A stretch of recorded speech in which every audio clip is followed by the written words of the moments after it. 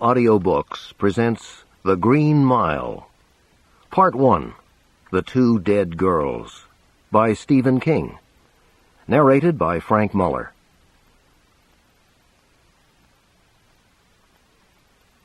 Foreword. A letter. October 27, 1995.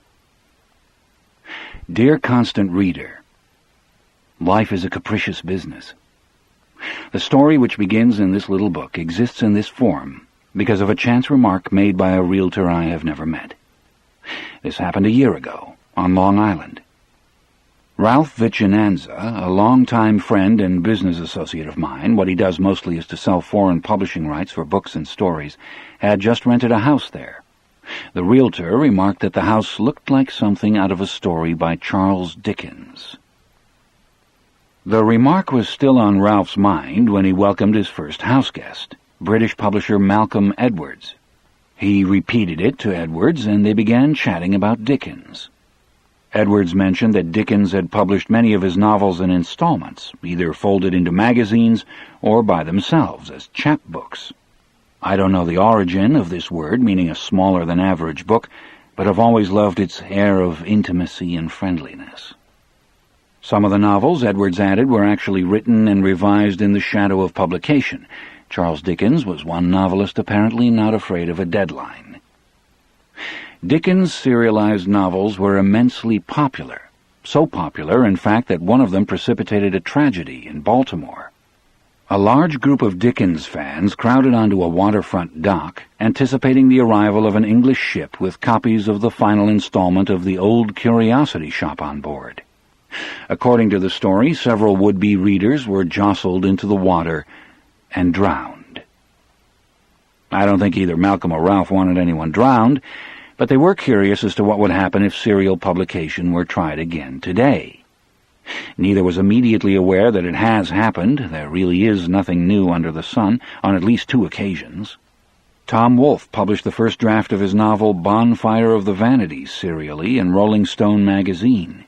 And Michael McDowell, The Amulet, Gilded Needles, The Elementals, and the screenplay Beetlejuice, published a novel called Black Water in paperback installments. That novel, a horror story about a Southern family with the unpleasant familial trait of turning into alligators, was not McDowell's best, but enjoyed good success for Avon Books all the same. The two men further speculated about what might happen if a writer of popular fiction were to try issuing a novel in chapbook editions today. Little paperbacks that might sell for £1 or £2 in Britain, or perhaps $3 in America, where most paperbacks now sell for $6.99 or $7.99. Someone like Stephen King might make an interesting go of such an experiment, Malcolm said. And from there the conversation moved on to other topics. Ralph more or less forgot the idea, but it recurred to him in the fall of 1995, following his return from the Frankfurt Book Fair, a kind of international trade show where every day is a showdown for foreign agents like Ralph. He broached the serialization chapbook idea to me, along with a number of other matters, most of which were automatic turndowns. The chapbook idea was not an automatic turndown, though. Unlike the interview in the Japanese Playboy or the all-expenses-paid tour of the Baltic republics, it struck a bright spark in my imagination. I don't think that I am a modern Dickens. If such a person exists, it is probably John Irving or Salman Rushdie, but I have always loved stories told in episodes. It is a format I first encountered in the Saturday Evening Post, and I liked it because the end of each episode made the reader an almost equal participant with the writer. You had a whole week to try to figure out the next twist of the snake. Also, one read and experienced these stories more intensely, it seemed to me, because they were rationed.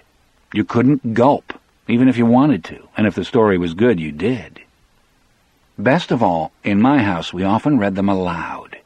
My brother David one night, myself the next, my mother taking a turn on the third, then back to my brother again.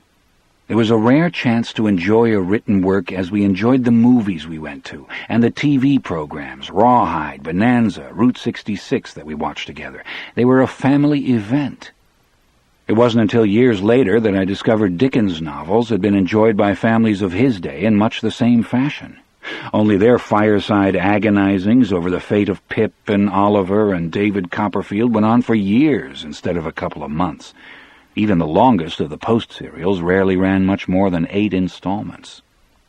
There was one other thing that I liked about the idea, an appeal that I suspect only the writer of suspense tales and spooky stories can fully appreciate. In a story which is published in installments, the writer gains an ascendancy over the reader which he or she cannot otherwise enjoy. Simply put, constant reader, you cannot flip ahead and see how matters turn out. I still remember walking into our living room once when I was 12 or so and seeing my mother in her favorite rocker peeking at the end of an Agatha Christie paperback while her finger held her actual place around page 50. I was appalled and told her so. I was 12, remember, an age at which boys first dimly begin to realize that they know everything, suggesting that reading the end of a mystery novel before you actually get there was on a par with eating the white stuff out of the middle of Oreo cookies and then throwing the cookies themselves away. She laughed, her wonderful, unembarrassed laugh, and said perhaps that was so, but sometimes she just couldn't resist the temptation. Giving in to temptation was a concept I could understand. I had plenty of my own, even at 12. But here at last is an amusing cure for that temptation. Until the final episode arrives in bookstores, no one is going to know how the Green Mile turns out. And that may include me. Although there was no way he could have known it, Ralph Vichinanza mentioned the idea of a novel in installments at what was for me the perfect psychological moment. I had been playing with a story idea on a subject I had always suspected I would get around to sooner or later, the electric chair. Old Sparky has fascinated me ever since my first James Cagney movie and the first death row tales I ever read in a book called 20,000 Years in Sing Sing, written by Warden Lewis E. Laws, fired the darker side of my imagination. What, I wondered, would it be like to walk those last 40 yards to the electric chair, knowing you were going to die there? What, for that matter, would it be like to be the man who had to strap the condemned in, or pull the switch? What would such a job take out of you? Even creepier, what might it add? I had tried these basic ideas, always tentatively, on a number of different frameworks over the last 20 or 30 years. I had written one successful novella set in prison, Rita Hayworth and Shawshank Redemption, and had sort of come to the conclusion that that was probably it for me, when this take on the idea came along. There were lots of things I liked about it, but nothing more than the narrator's essentially decent voice. Low-key, honest, perhaps a little wide-eyed, he is a Stephen King narrator if ever there was one. So I got to work, but in a tentative stop-and-start way. Most of the second chapter was written during a rain delay at Fenway Park. When Ralph called, I had filled a notebook with scribbled pages of The Green Mile, and realized I was building a novel when I should have been spending my time clearing my desk for revisions on a book already written. Desperation, you'll see it soon, constant reader. At the point I had come to on Mile, there are usually just 2 choices. Put it away, probably never to be picked up again, or cast everything else aside and chase. Ralph suggested a possible third alternative, a story that could be written the same way it would be read, in installments. And I liked the high-wire aspect of it, too. Fall down on the job, fail to carry through, and all at once about 1 million readers are howling for your blood. No one knows this any better than me, unless it's my secretary, Julianne Hughley. We get dozens of angry letters each week demanding the next book in the Dark Tower cycle. Patience, followers of Roland, another year or so, and your wait will end, I promise. One of these contained a Polaroid of a teddy bear in chains with a message cut out of newspaper headlines and magazine covers. Release the next Dark Tower book at once or the bear dies, it said. I put it up in my office, to remind myself both of my responsibility and of how wonderful it is to have people actually care a little about the creatures of one's imagination. In any case, I've decided to publish The Green Mile in a series of small paperbacks, in the 19th century manner. And I hope you'll write and tell me, A, if you like the story, and B, if you like the seldom used but rather amusing delivery system. It has certainly energized the writing of the story, although at this moment, a rainy evening in October of 1995, it is still far from done, even in rough draft, and the outcome remains in some doubt. That is part of the excitement of the whole thing, though. At this point, I'm driving through thick fog with the pedal all the way to the metal. Most of all, I want to say that if you have even half as much fun reading this as I did writing it, we'll both be well off. Enjoy. And why not read this aloud, with a friend? If nothing else, it will shorten the time until the next installment appears on your newsstand or in your local bookstore. In the meantime, take care and be good to one another. Stephen King.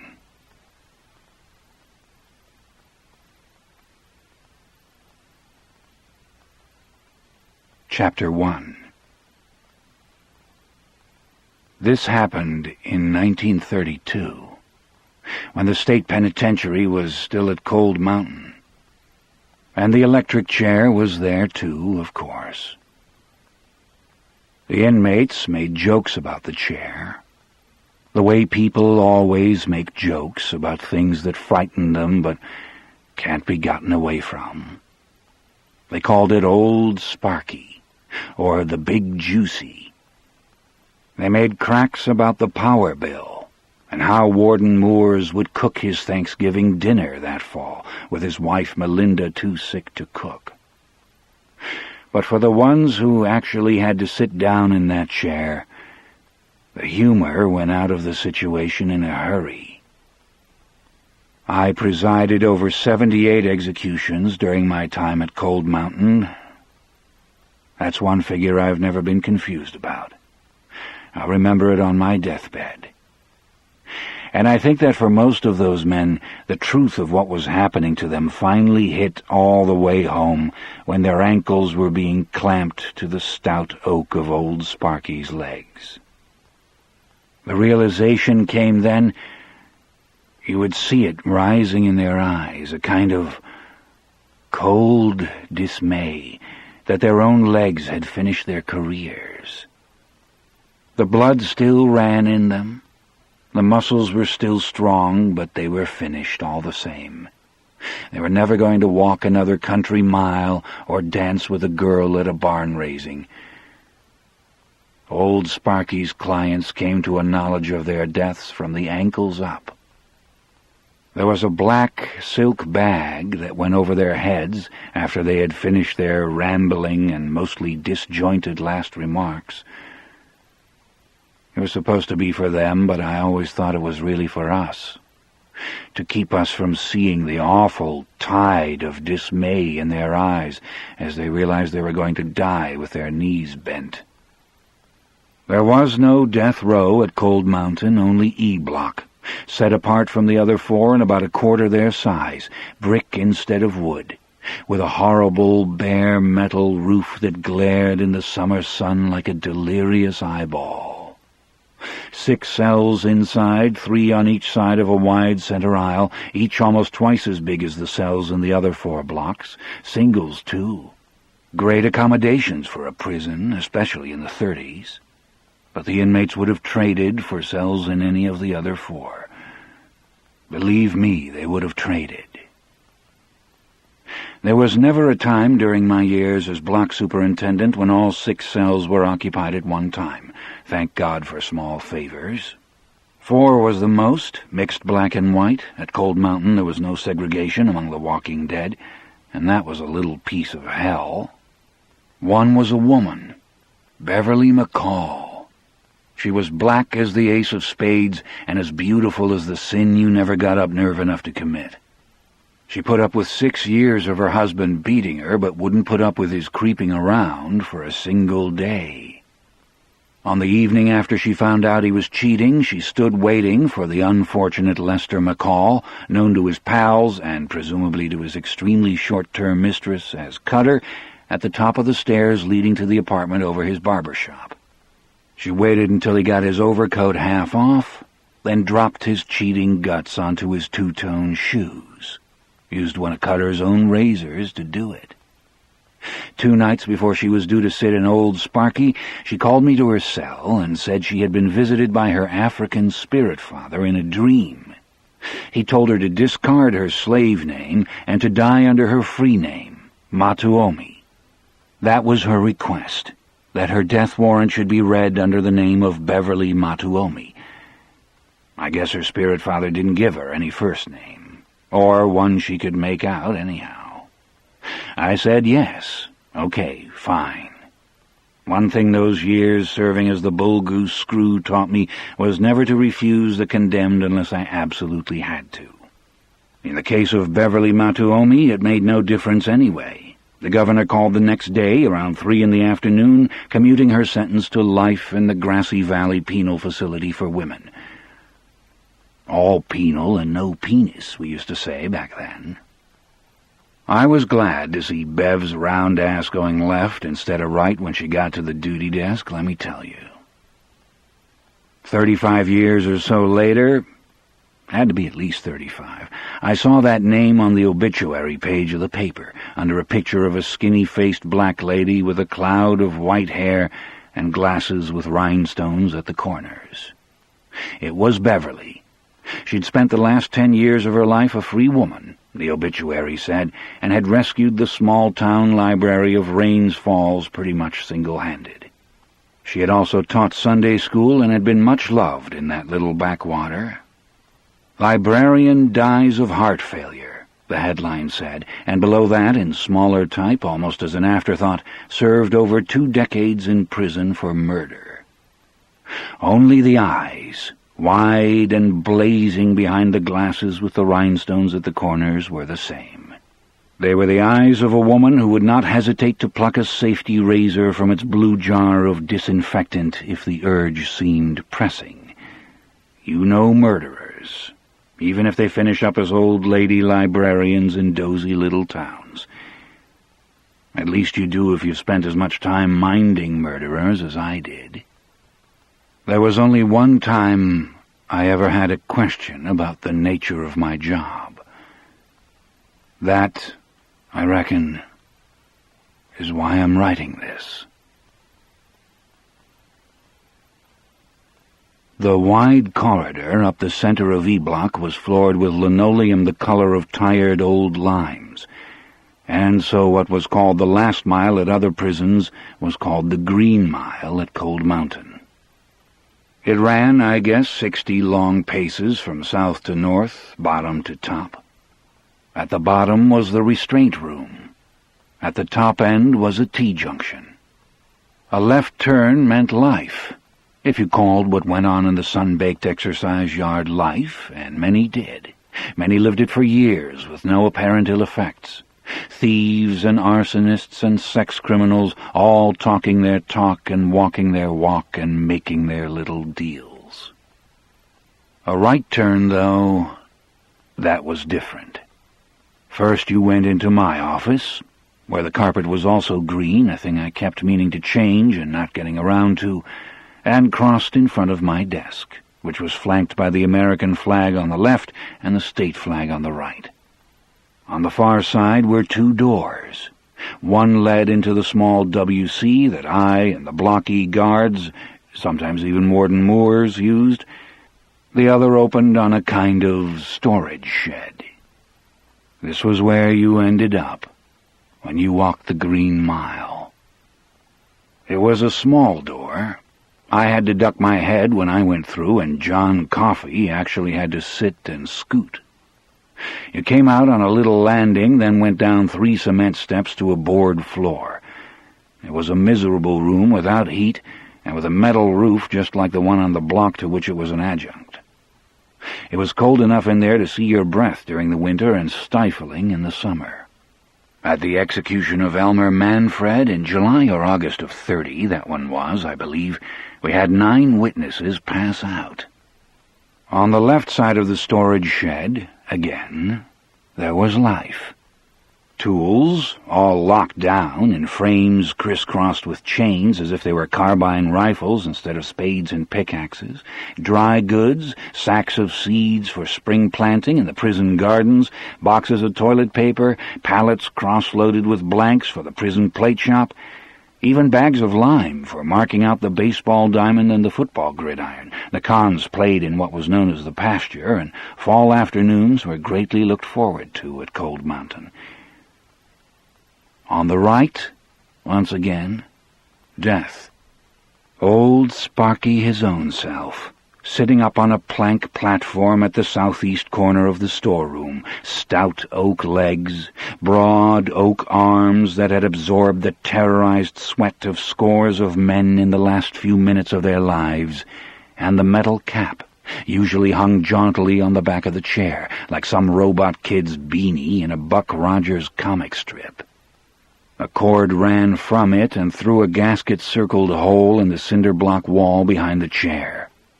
Off to one side was a galvanized tin bucket. If you looked inside it, you would see a circle of sponge, cut just right to fit the metal cap. Before executions, it was soaked in brine to better conduct the charge of direct current electricity that ran through the wire, through the sponge, and into the condemned man's brain. Chapter 2. 1932 was the year of John Coffey. The details would be in the papers, still there for anyone who cared enough to look them out. Someone with more energy than one very old man dozing away the end of his life in a Georgia nursing home. That was a hot fall. I remember that, very hot indeed.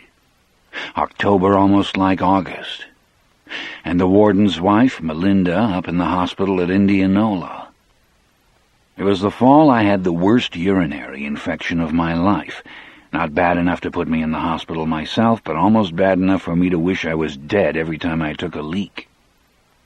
It was the fall of Delacroix, the little half-bald Frenchman with the mouse, the one that came in the summer and did that cute trick with the spool. Mostly, though, it was the fall that John Coffey came to E-Block, sentenced to death for the rape-murder of the Dederick twins. There were 4 or 5 guards on the block each shift, but a lot of them were floaters. Dean Stanton, Harry Terwilliger, and Brutus Howell, the men called him Brutal, but it was a joke, he wouldn't hurt a fly unless he had to, in spite of his size, are all dead now, and so is Percy Wetmore, who really was brutal, not to mention stupid. Percy had no business on E-Block, where an ugly nature was useless and sometimes dangerous, but he was related to the governor by marriage, and so he stayed. It was Percy Wetmore who ushered Coffey onto the block, with the supposedly traditional cry of, "Dead man walking here." It was still as hot as the hinges of hell, October or not. The door to the exercise yard opened, letting in a flood of brilliant light and the biggest man I've ever seen. Except for some of the basketball fellows they have on the TV down in the rec room of this home for wayward droolers I've finished up in. He wore chains on his arms and across his water barrel of a chest. He wore leg irons on his ankles and shuffled a chain between them that sounded like cascading coins as it ran along the lime-colored corridor between the cells.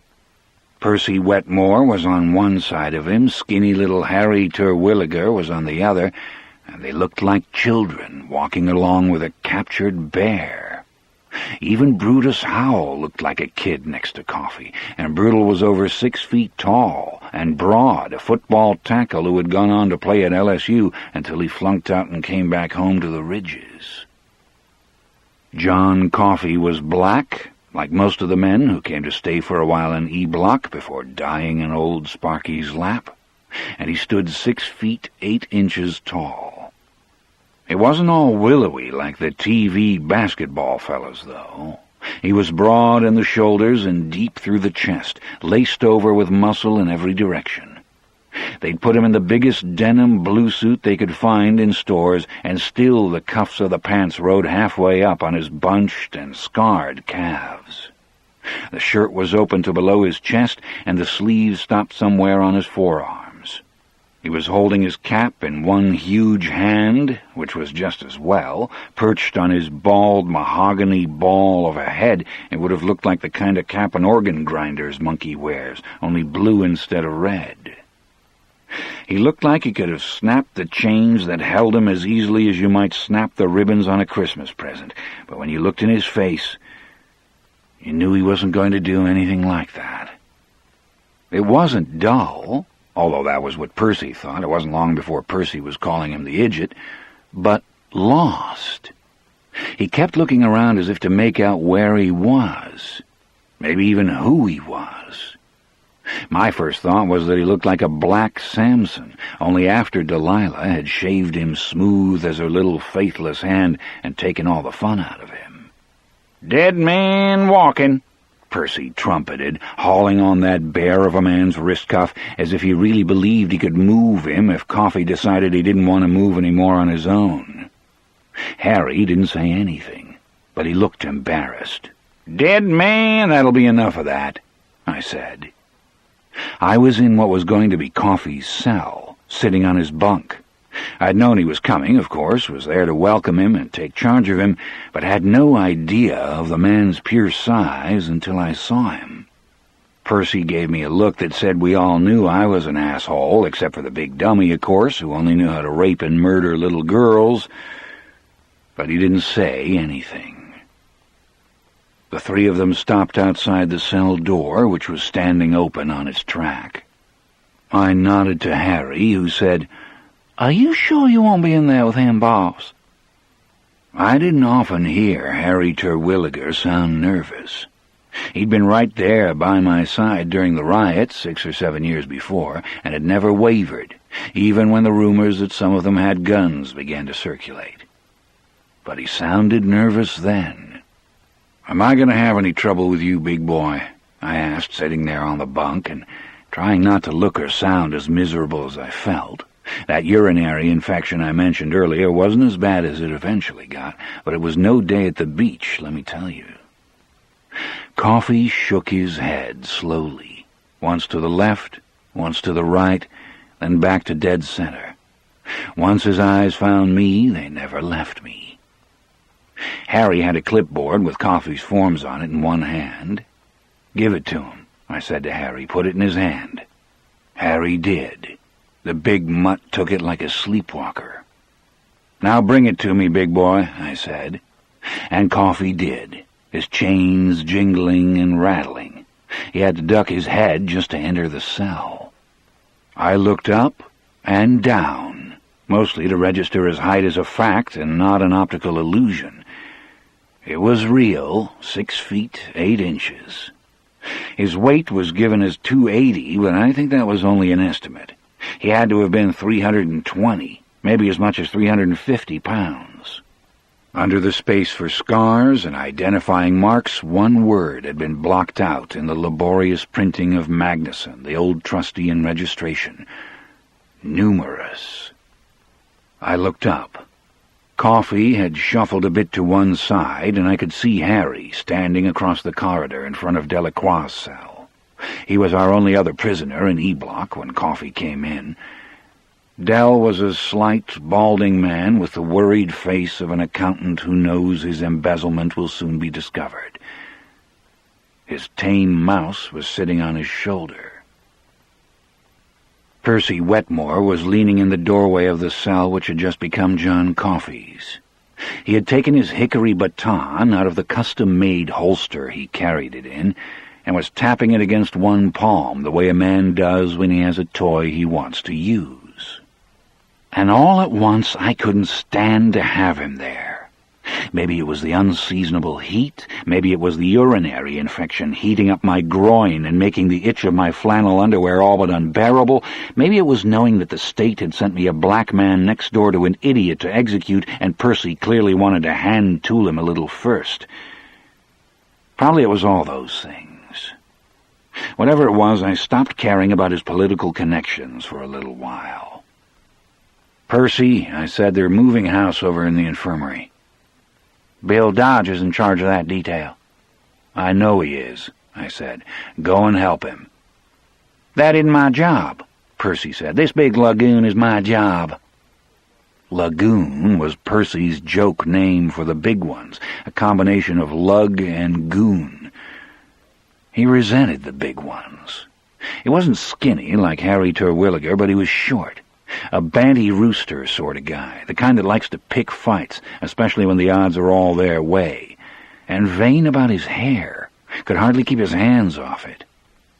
"Then your job is done," I said. "Get over to the infirmary." His lower lip pooched out. Bill Dodge and his men were moving boxes and stacks of sheets, even the beds. The whole infirmary was going to a new frame building over on the west side of the prison. Hot work, heavy lifting. Percy Wetmore wanted no part of either. "They got all the men they need," he said. "Then get over there and straw boss," I said, raising my voice. I saw Harry wince and paid no attention. If the governor ordered Warden Moores to fire me for ruffling the wrong set of feathers, who was Hal Moores going to put in my place? Percy? It was a joke. "I really don't care what you do, Percy, as long as you get out of here for a while." For a moment I thought he was going to stick, and there'd be real trouble, with Coffee standing there the whole time like the world's biggest stopped clock. Then Percy rammed his billy back into its hand-tooled holster, foolish, damned, vainatorious thing, and went stalking up the corridor. I don't remember which guard was sitting at the duty desk that day, one of the floaters, I guess. But Percy must not have liked the way he looked, because he growled, "You wipe that smirk off your shot-poke face, or I'll wipe it off for you," as he went by. There was a rattle of keys, a momentary blast of hot sunlight from the exercise yard, and then Percy Wetmore was gone, at least for the time being. Delacroix's mouse ran back and forth from one of the little Frenchman's shoulders to the other, his filament whiskers twitching. "Be still, Mr. Jingles," Delacroix said, and the mouse stopped on his left shoulder just as if he had understood. "Just be so still and so quiet." In Delacroix's lilting Cajun accent, quiet came out sounding exotic and foreign. Quiet. "You go lie down, Del," I said curtly. "Take you a rest. This is none of your business either." He did as I said. He had raped a young girl and killed her, and had then dropped her body behind the apartment house where she lived, doused it with coal oil, and then set it on fire, hoping in some muddled way to dispose of the evidence of his crime. The fire had spread to the building itself, had engulfed it, and 6 more people had died, 2 of them children. It was the only crime he had in him, and now he was just a mild-mannered man with a worried face, a bald pate, and long hair straggling over the back of his shirt collar. He would sit down with old Sparky in a little while, and old Sparky would make an end to him. But whatever it was that had done that awful thing was already gone, and now he lay on his bunk, letting his little companion run squeaking over his hands. In a way, that was the worst. Old Sparky never burned what was inside them, and the drugs they inject them with today don't put it to sleep. It vacates, jumps to someone else, and leaves us to kill husks that aren't really alive anyway. I turned my attention to the giant. "If I let Harry take those chains off you, are you going to be nice?" He nodded. It was like his head shake, down, up, back to center. His strange eyes looked at me.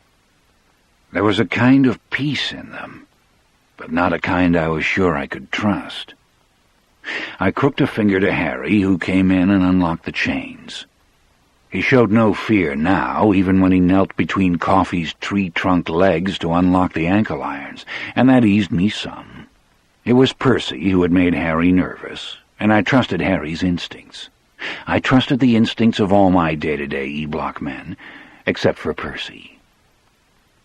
I have a little set speech I make to men new on the block, but I hesitated with Coffee because he seemed so abnormal, and not just in his size. When Harry stood back, Coffee had remained motionless during the entire unlocking ceremony, as placid as a percheron.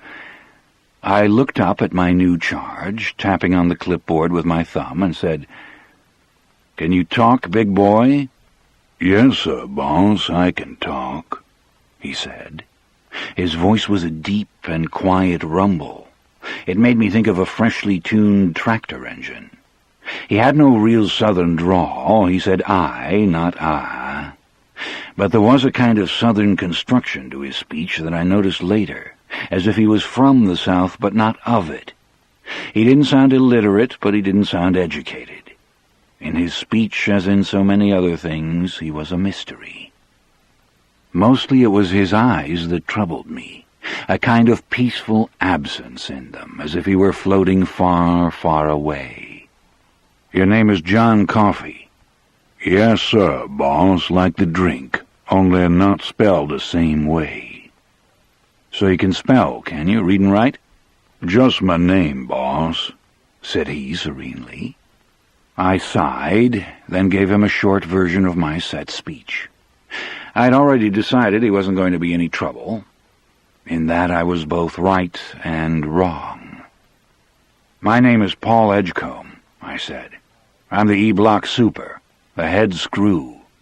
You want something from me, ask for me by name. If I'm not here, ask this other man. His name is Harry Terwilliger, or you ask for Mr. Stanton or Mr. Howell. Do you understand that?"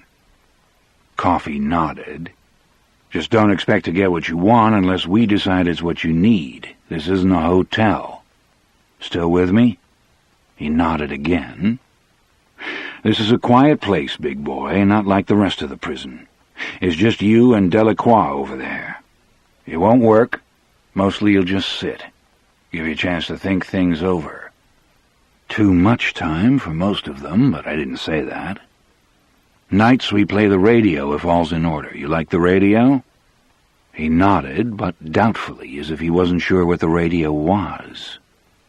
I later found out that was true in a way. Coffee knew things when he encountered them again, but in between he forgot. He knew the characters on Argyll Sunday, but had only the haziest memory of what they'd been up to the last time.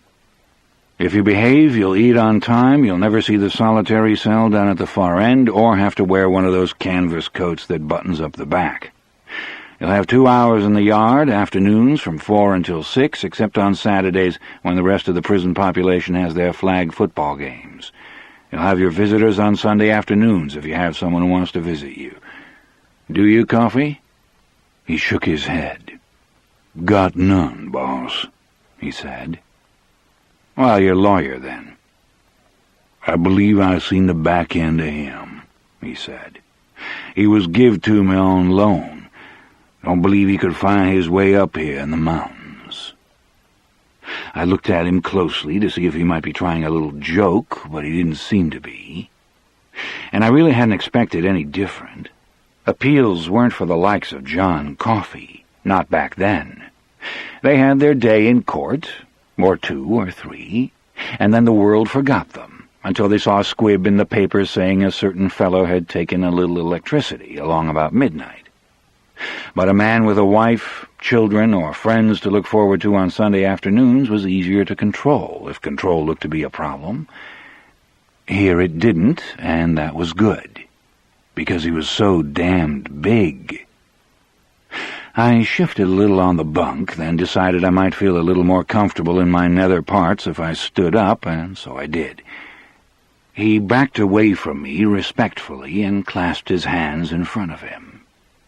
"Your time here can be easy or hard, big boy. It all depends on you. I'm here to say you might as well make it easy on all of us because it comes to the same in the end. We'll treat you as right as you deserve. Do you have any questions?" "Do you leave a light on after bedtime?" he asked right away, as if he'd only been waiting for the chance. I blinked at him. I had been asked a lot of strange questions by newcomers to E-Block, once about the size of my wife's tits, but never that one. Coffee was smiling a trifle uneasily, as if he knew we would think him foolish, but couldn't help himself. "Because I get a little scared in the dark sometimes," he said, "if it's a strange place." I looked at him, the pure size of him, and felt strangely touched. They did touch you, you know. You didn't see them at their worst, hammering out their horrors like demons at a forge. "Yes, it's pretty bright in here all night long," I said. "Half the lights along the mile burn from 9 until 5 every morning." Then I realized he wouldn't have any idea of what I was talking about. He didn't know the Green Mile from Mississippi mud, and so I pointed. "In the corridor." He nodded, relieved. I'm not sure he knew what a corridor was either, but he could see the 200-watt bulbs in their wire cages. I did something I'd never done to a prisoner before then. I offered him my hand. Even now, I don't know why. Him asking about the lights, maybe. It made Harry Terwilliger blink, I can tell you that. Coffee took my hand with surprising gentleness, my hand all but disappearing into his. And that was all of it. I had another moth in my killing bottle. We were done. I stepped out of the cell. Harry pulled the door shut on its track and ran both locks. Coffee stood where he was a moment or two longer, as if he didn't know what to do next. And then he sat down on his bunk, clasped his giant's hands between his knees, and lowered his head, like a man who grieves or prays. He said something then in his strange, almost southern voice.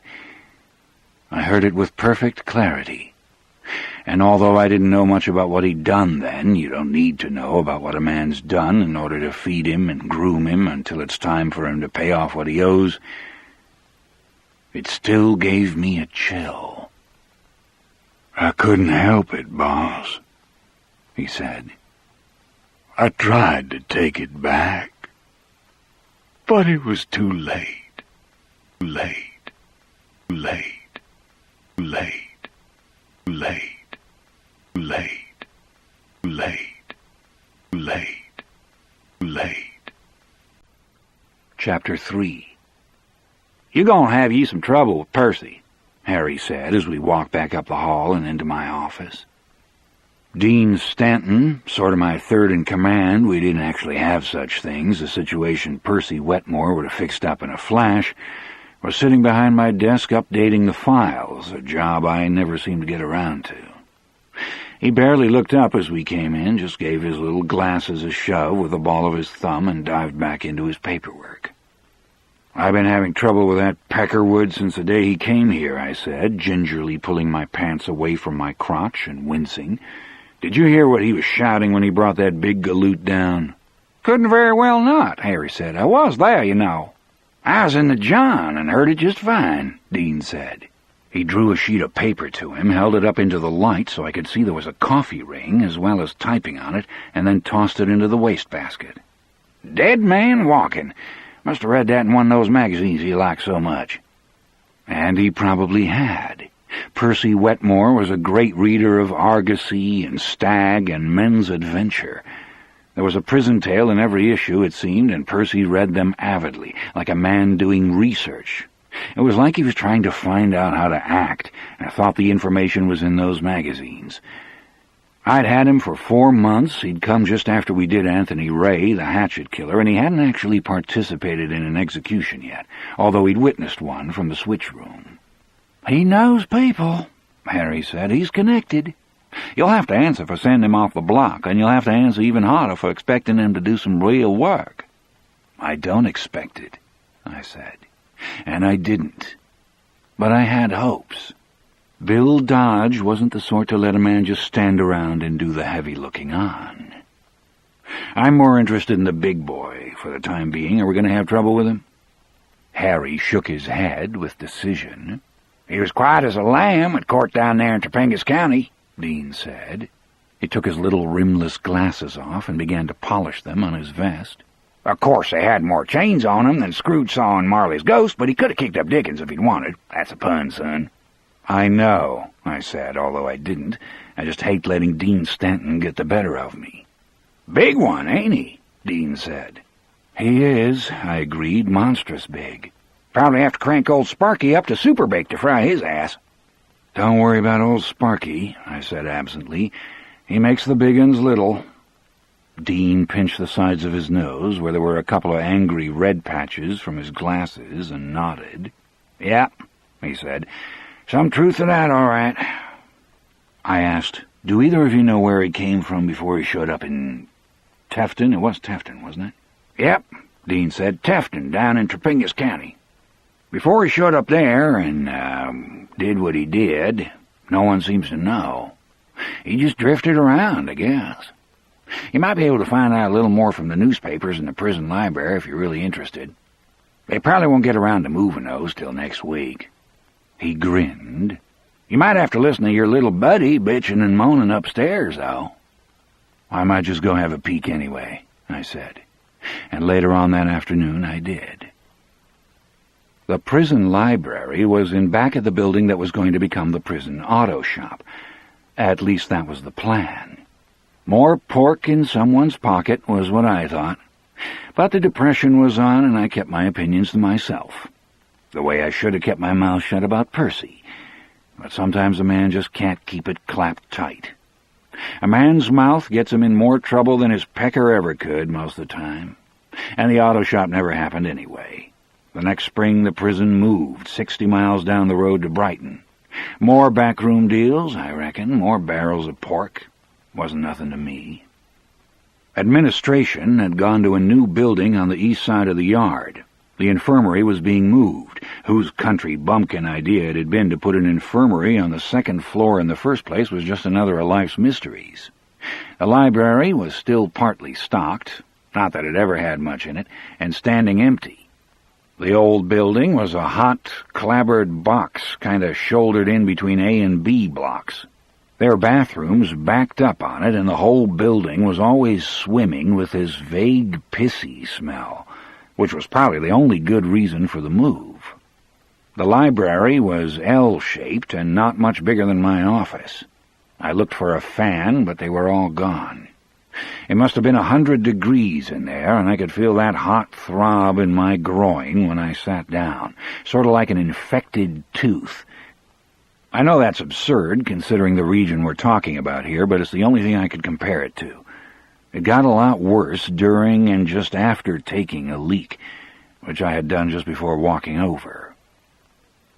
There was one other fellow there after all, a scrawny old trustee named Gibbons, dozing away in the corner with a Wild West novel in his lap and his hat pulled down over his eyes. The heat wasn't bothering him, nor were the grunts, thumps, and occasional curses from the infirmary upstairs, where it had to be at least 10 degrees hotter, and I hoped Percy Wetmore was enjoying it. I didn't bother him either, but went around to the short side of the L where the newspapers were kept. I thought they might be gone, along with the fans, in spite of what Dean had said. They weren't, though, and the business about the Dederick twins was easily enough looked out. It had been front-page news from the commission of the crime in June right through the trial in July. Things moved a lot faster in those days. Soon I had forgotten the heat, and the thumps from upstairs and old Gibbons's wheezy snores. The thought of those little 9-year-old girls, their fluffy heads of blonde hair and their engaging Bobbsey twins' smiles, in connection with Coffey's hulking darkness, was unpleasant but impossible to ignore. Given his size, it was easy to imagine him actually eating them like a giant in a fairy tale. What he had actually done was even worse, and it was a lucky thing for him that he hadn't just been lynched right there on the riverbank. If that was, you considered waiting to walk the Green Mile and sit in old Sparky's lap lucky.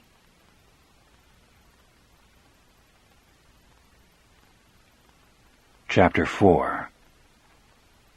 King Cotton had been deposed in the South 70 years before all these things happened, and would never be king again, but in those years of the 30s it had a little revival. There were no more cotton plantations, but there were 40 or 50 prosperous cotton farms in the southern part of our state. Klaus Dederick owned one of them. By the standards of the 1950s, he would have been considered only a rung above shirt-tail poor. But by those of the 30s, he was considered well-to-do, because he actually paid his store bill in cash at the end of most months, and he could meet the bank president's eyes if they happened to pass on the street.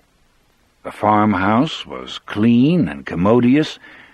In addition to the cotton, there were the other 2 C's, chickens, and a few cows.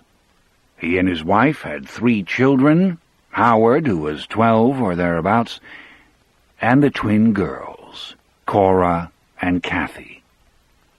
On a warm night in early June of that year, the girls asked for and were given permission to sleep on the screen-enclosed side porch, which ran the length of the house. This was a great treat for them. Their mother kissed them good night just shy of 9, when the last light had gone out of the sky. It was the final time she saw either of them, until they were in their coffins and the undertaker had repaired the worst of the damage. Country families went to bed early in those days, soon as 'twas dark under the table, my own mother sometimes said, and slept soundly. Certainly Klaus, Marjorie, and Howie Detterick did on the night the twins were taken. Klaus would almost certainly have been wakened by Bowser, the family's big old half-breed collie, if he had barked, but Bowser didn't. Not that night, not ever again. Klaus was up at first light to do the milking. The porch was on the side of the house away from the barn, and Klaus never thought to look in on the girls. Bowser's failure to join him was no cause for alarm either. The dog held the cows and the chickens alike in great disdain, and usually hid in his doghouse behind the barn when the chores were being performed, unless called, and called energetically at that. Marjorie came downstairs 15 minutes or so after her husband had pulled on his boots in the mudroom and tromped out to the barn. She started the coffee, then put bacon on to fry.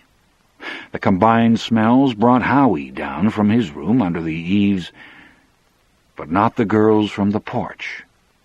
She sent Howie out to fetch them as she cracked eggs into the bacon grease.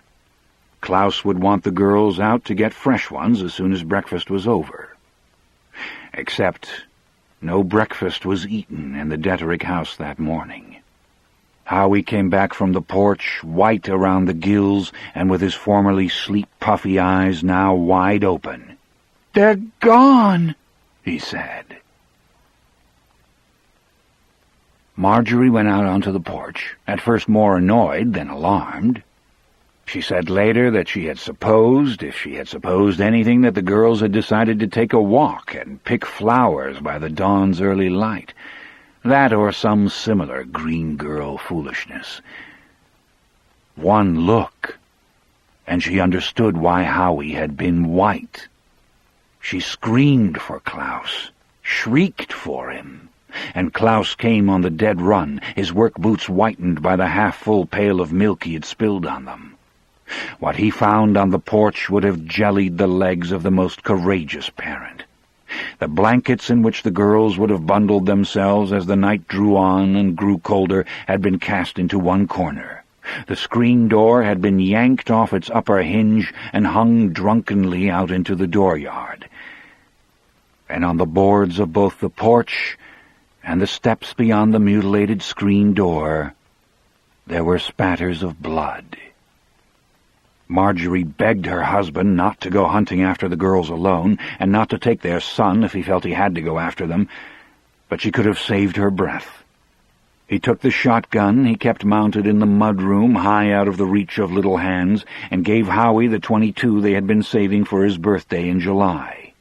Then they went, neither of them paying the slightest attention to the shrieking, weeping woman who wanted to know what they would do if they met a gang of wandering hobos or a bunch of bad niggers escaped from the county farm over in Leduc. In this I think the men were right, you know. The blood was no longer runny, but it was only tacky yet, and still closer to true red than the maroon that comes when blood has well dried. The abduction hadn't happened too long ago. Klaus must have reasoned that there was still a chance for his girls, and he meant to take it. Neither one of them could track worth a damn. They were gatherers, not hunters, men who went into the woods after coon and deer in their seasons, not because they much wanted to, but because it was an expected thing. And the dooryard around the house was a blighted patch of dirt with tracks all overlaid in a meaningless tangle. They went around the barn and saw almost at once why Bowser, a bad biter but a good barker, hadn't sounded the alarm. He lay half in and half out of a doghouse which had been built of leftover barn boards. There was a signboard with the word Bowser neatly printed on it over the curved hole in the front. I saw a photograph of it in one of the papers. His head turned most of the way around on his neck. It would have taken a man of enormous power to have done that to such a big animal, the prosecutor later told John Coffey's jury. And then he had looked long and meaningfully at the hulking defendant, sitting behind the defense table with his eyes cast down and wearing a brand-new pair of state-bought bib overalls that looked like damnation in and of themselves. Beside the dog, Klaus and Howie found a scrap of cooked link sausage. The theory, a sound one, I have no doubt, was that Coffey had first charmed the dog with treats, and then, as Bowser began to eat the last one, had reached out his hands and broken its neck with one mighty snap of his wrists. Beyond the barn was Deterick's north pasture, where no cows would graze that day. It was drenched with morning dew, and leading off through it, cutting on a diagonal to the northwest, and plain as day, was the beaten track of a man's passage. Even in his state of near hysteria, Klaus Deterick hesitated at first to follow it. It wasn't fear of the man or men who had taken his daughters. It was fear of following the abductor's back trail, of going off in exactly the wrong direction at a time when every second might count. Howie solved that dilemma by plucking a shred of yellow cotton cloth from a bush growing just beyond the edge of the dooryard. Klaus was shown this same scrap of cloth as he sat on the witness stand and began to weep as he identified it as a piece of his daughter Kathy's sleeping shorts. 20 yards beyond it, hanging from the jutting finger of a juniper shrub, they found a piece of faded green cloth that matched the nightie Cora had been wearing when she kissed her ma and pa good night. The Detericks, father and son, set off at a near run, with their guns held in front of them, as soldiers do when crossing contested ground under heavy fire. If I wonder at anything that happened that day, it is that the boy, chasing desperately after his father, and often in danger of being left behind completely, never fell and put a bullet in Klaus Deterick's back.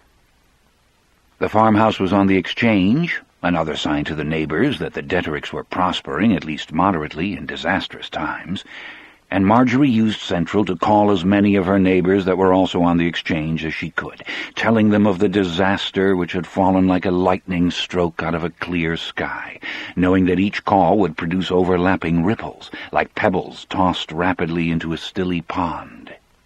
Then she lifted the handset one last time and spoke those words that were almost a trademark of the early telephone systems of that time, at least in the rural South. "Hello, Central? Are you on the line?" Central was, but for a moment could say nothing. That worthy woman was all agog. At last she managed, "Yes, ma'am, Mrs. Deterick. I sure am. Oh, dear, sweet, blessed Jesus, I'm a-praying right now that your little girl's all right." "Yes, thank you," Marjorie said. "But you tell the Lord to wait long enough for you to put me through the High Sheriff's office down Tefton, all right?" The Trepingus County High Sheriff was a whiskey-nosed old boy with a gut like a wash-tub and a head of white hair so fine it looked like pipe-cleaner fuzz. I knew him well. He'd been up to Cold Mountain plenty of times to see what he called his boys, off into the great beyond. Execution witnesses sat in the same folding chairs you've probably sat in yourself a time or two at funerals or church suppers or Grange bingo. In fact, we borrowed ours from the Mystic Tie No. 44 Grange back in those days. And every time Sheriff Homer Krybus sat down in one, I waited for the dry crack that would signal collapse. I dreaded that day and hoped for it, both at the same time. But it was a day that never came. Not long after, couldn't have been more than one summer after the Deterick girls were abducted, he had a heart attack in his office, apparently while screwing a 17-year-old black girl named Daphne Shirtliff. There was a lot of talk about that, with him always sporting his wife and 6 boys around so prominent come election time. Those were the days when, if you wanted to run for something, the saying used to be Baptist or be gone. But people love a hypocrite, you know. They recognize one of their own. And it always feels so good when someone gets caught with his pants down and his dick up and it isn't you. Besides being a hypocrite, he was incompetent. The kind of fellow would get himself photographed petting some lady's cat when it was someone else, Deputy Rob McGee, for instance, who actually risked a broken collarbone by going up the tree where Mistress Pussycat was and bringing her down. McGee listened to Marjorie Dederick babble for maybe 2 minutes, then cut her off with 4 or 5 questions, quick and curt, like a trained fighter's flicking little jabs to the face, the kind of punches that are so small and so hard that the blood comes before the sting. When he had answers to these, he said, "I'll call Bobo Marchand. He's got dogs. You stay put, Miss Dederick. If your man and your boy come back, make them stay put, too. Try, anyway." Her man and her boy had, meanwhile, followed the track of the abductor 3 miles to the northwest.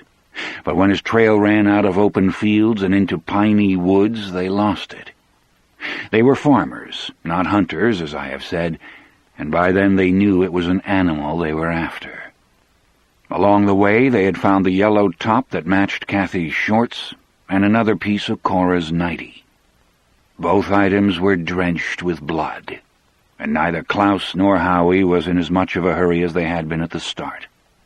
A certain cold certainty must have been filtering into their hot hopes by then, working its way downward the way cold water does, sinking because it is heavier. They cast into the woods looking for signs, found none. Cast in a second place with similar lack of result. Then in a third. This time they found a fantail of blood splashed across the needles of a loblolly pine. They went in the direction it seemed to point for a little way, then began the casting about process again. It was, by then, 9 o'clock in the morning, and from behind them they began to hear shouting men and baying dogs. Rob McGee had put together a jackleg posse in the time it would have taken Sheriff Krybus to finish his first brandy-sweetened cup of coffee, and by 1/4 the hour they reached Klaus and Howie Dederick, the 2 of them stumbling desperately around on the edge of the woods.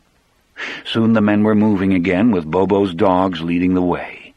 McGee let Klaus and Howie go on with them. They wouldn't have gone back if he'd ordered them, no matter how much they dreaded the outcome, and McGee must have seen that. But he made them unload their weapons. The others had done the same, McGee said. It was safer. What he didn't tell them, nor did anyone else, was that the Dedericks were the only ones who had been asked to turn their loads over to the deputy. Half distracted and wanting only to go through to the end of the nightmare and be done with it, they did as he asked. When Rob McGee got the Dedericks to unload their guns and give him their loads, he probably saved John Coffey's miserable excuse for a life. The baying, yawping dogs pulled them through 2 miles of scrub pine, always on that same rough northwest heading. Then they came out on the edge of the Trapingus River, which is wide and slow at that point, running southeast through low wooded hills where families named Cray and Robinette and Duplessis still made their own mandolins and often spat out their own rotted teeth as they plowed. Deep countryside where men were apt to handle snakes on Sunday morning and lie down in carnal embrace with their daughters on Sunday night. I knew their families. Most of them had sent Sparky a meal from time to time. On the far side of the river, the members of the posse could see the June sun glinting off the steel rails of a great southern branch line. About a mile downstream to their right, a trestle crossed toward the coal fields of West Green. Here they found a wide, trampled patch in the grass and low bushes, a patch so bloody that many of the men had to sprint back into the woods and relieve themselves of their breakfasts. They also found the rest of Cora's nightgown lying in this bloody patch, and Howie, who had held up admirably until then, reeled back against his father and nearly fainted. And it was here that Bobo Marchand's dogs had their first and only disagreement of the day.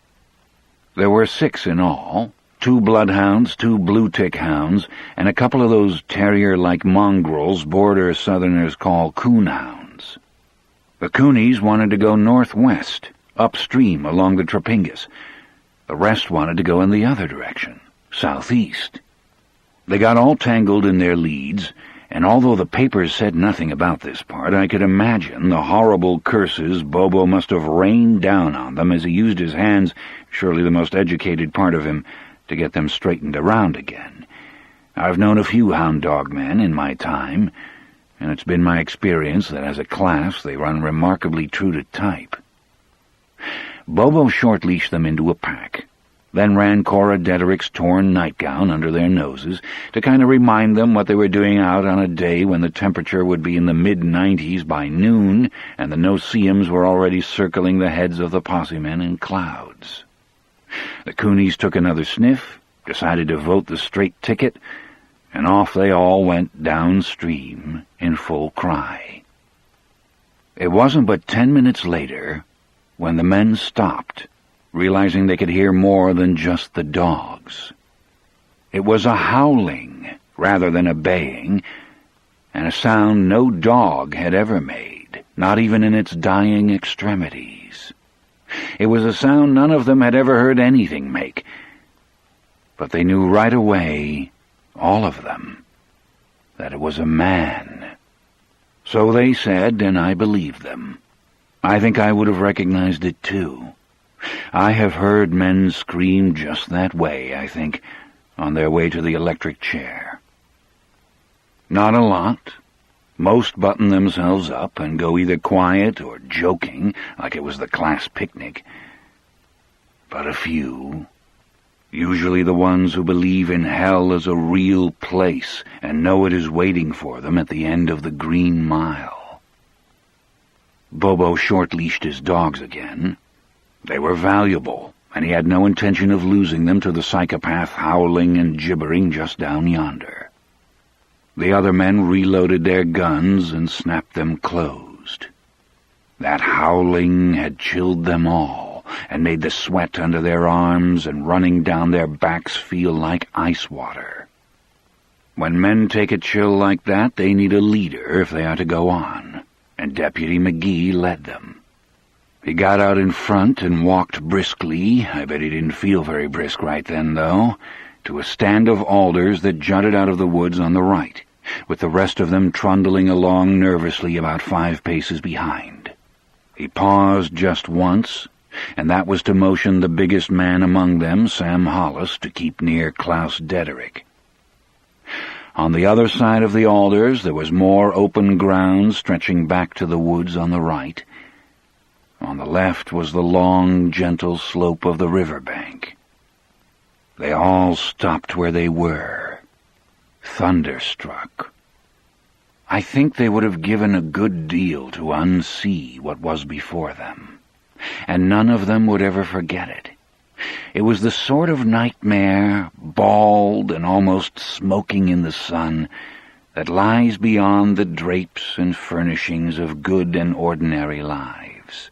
Church suppers, walks along country lanes, honest work, love kisses in bed. There is a skull in every man, and I tell you there is a skull in the lives of all men.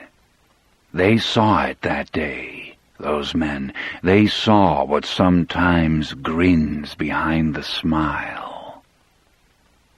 Sitting on the riverbank, in a faded, blood-stained jumper, was the biggest man any of them had ever seen, John Coffey. His enormous, splay-toed feet were... To keep listening to this audiobook, I've left you a link in the description so you can do it, at no cost thanks to Audible's 30-day free trial.